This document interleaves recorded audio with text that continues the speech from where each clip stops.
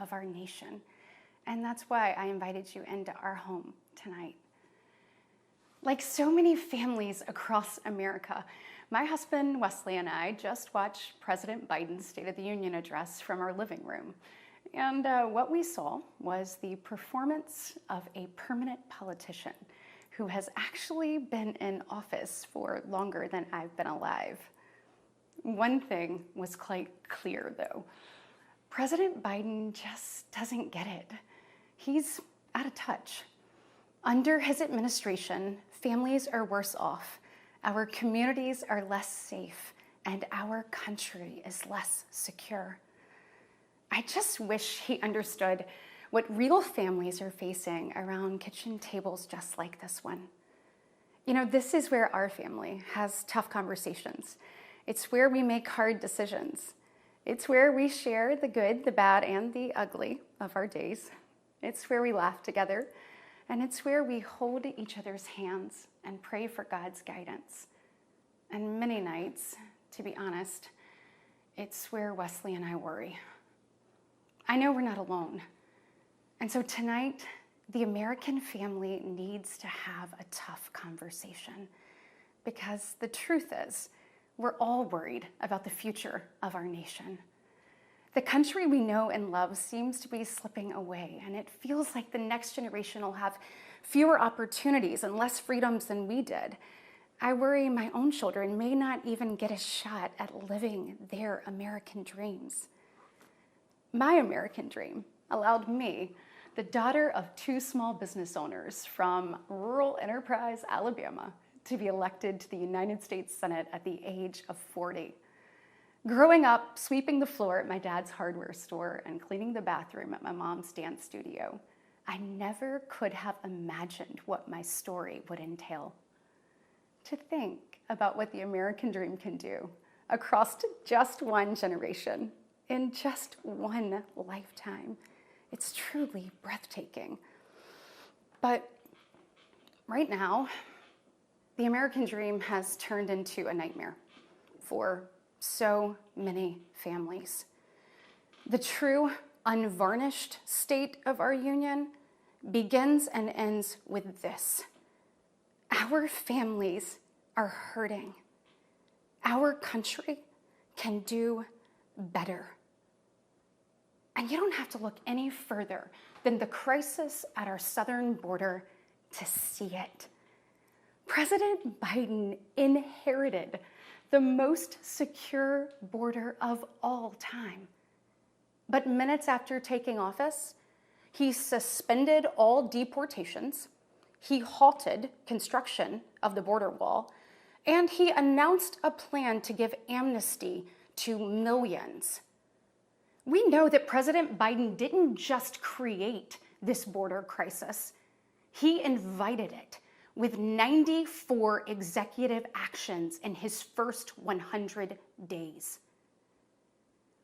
When I took office, I took a different approach.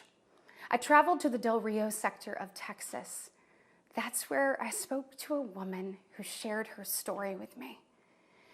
She had been sex trafficked by the cartels starting at the age of 12. She told me not just that she was raped every day, but how many times a day she was raped. The cartels put her on a mattress in a shoebox of a room, and they sent men through that door over and over again for hours and hours on end. We wouldn't be okay with this happening in a third world country. This is the United States of America, and it is past time, in my opinion, that we start acting like it. President Biden's border policies are a disgrace. This crisis is despicable. And the truth is, it is almost entirely preventable.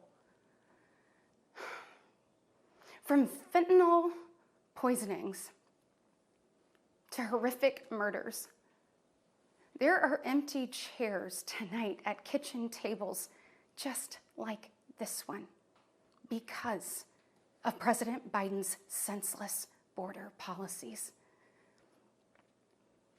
Just think about Laken Riley.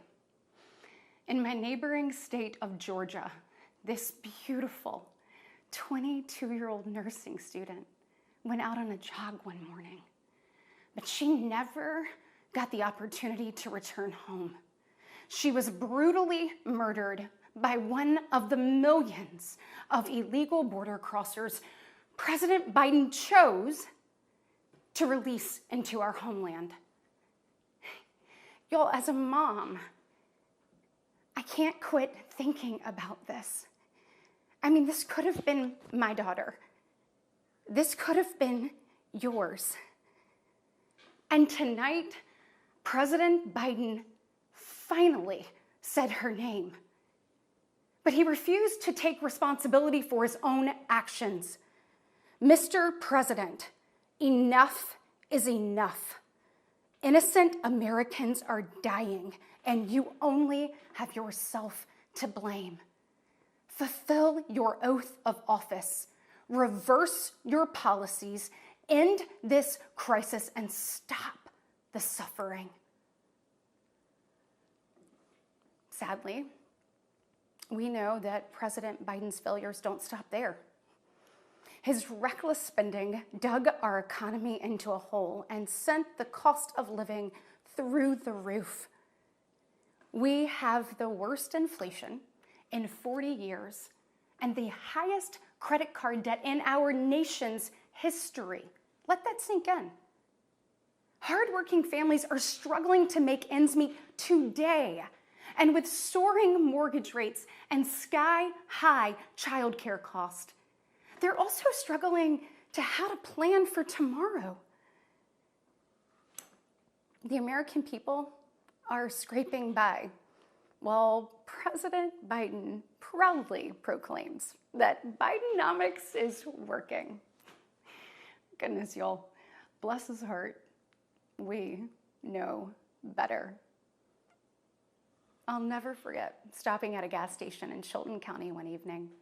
The gentleman working the counter told me that after retiring, he had to pick up a job in his 70s so that he didn't have to choose between going hungry or going without his medication. He said, I did everything right. I did everything I was told to do. I worked hard, I saved, I was responsible. He's not alone. I hear similar concerns from fellow parents, whether I am walking with my friends or whether I'm at my kids' games. But let's be honest, it's been a minute since Joe Biden pumped gas, ran a carpool, or even pushed a grocery cart. Meanwhile, the rest of us see our dollar and we know it doesn't go as far. We see it every day.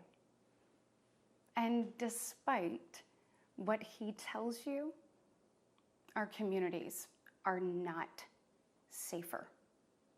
For years, the left has coddled criminals and defunded the police, all while letting repeat offenders walk free. The result is tragic, but foreseeable. From our small towns to America's most iconic city streets, life is getting more and more dangerous. And unfortunately, President Biden's weakness isn't just hurting families here at home. He is making us a punchline on the world stage. Look, where I'm from, your word is your bond. But for 3 years, the president has demonstrated that America's word doesn't mean what it used to. From abandoning our allies in his disastrous withdrawal from Afghanistan to desperately pushing another dangerous deal with Iran. President Biden has failed. We've become a nation in retreat, and the enemies of freedom, they see an opportunity. Putin's brutal aggression in Europe has put our allies on the brink. Iran's terrorist proxies have slaughtered Israeli, Jews, and American citizens. They've targeted commercial shipping, and they've attacked our troops nearly 200 times since October, killing 3 US soldiers and 2 Navy SEALs. Meanwhile, the Chinese Communist Party is undercutting America's workers. China is buying up our farmland, spying on our military installations, and spreading propaganda through the likes of TikTok. You see, the CCP knows that if it conquers the minds of our next generation, it conquers America. And what does President Biden do? Well, he bans TikTok for government employees, but creates an account for his own campaign. Y'all, you can't make this stuff up. Look, we all recall when presidents faced national security threats with strength and resolve. That seems like ancient history. Right now, our commander-in-chief is not in command. The free world deserves better than a dithering and diminished leader. America deserves leaders who recognize that secure borders, stable prices, safe streets, and a strong defense are actually the cornerstones of a great nation. Just ask yourself, are you better off now than you were 3 years ago? There's no doubt we're at a crossroads, and it doesn't have to be this way. We all feel it. But here's the good news. We, the people, are still in the driver's seat. We get to decide whether our future will grow brighter or whether we'll settle for an America in decline. Well, I know which choice our children deserve, and I know the choice the Republican Party is fighting for. We are the party of hard-working parents and families, and we want to give you and your children the opportunities to thrive. And we want families to grow. It's why we strongly support continued nationwide access to in vitro fertilization. We want to help loving moms and dads bring precious life into this world. Wesley and I believe there is no greater blessing in life than our children. And that's why tonight, I want to make a direct appeal to the parents out there, and in particular to my fellow moms, many of whom I know will be up tossing and turning at 2 a.m., wondering how you're going to be in 3 places at once and then somehow still get dinner on the table. First of all, we see you, we hear you, and we stand with you. I know you're frustrated. I know you're probably disgusted by most of what you see going on in Washington, and I'll be really honest with you, you're not wrong for feeling that way. Look, I get it. The task in front of us isn't an easy one, but I can promise you one thing. It is worth it. So I am asking you, for the sake of your kids and your grandkids, get into the arena. Every generation has been called to do hard things. American greatness rests in the fact that we always answer that call. It's who we are. Never forget, we are steeped in the blood of patriots who overthrew the most powerful empire in the world.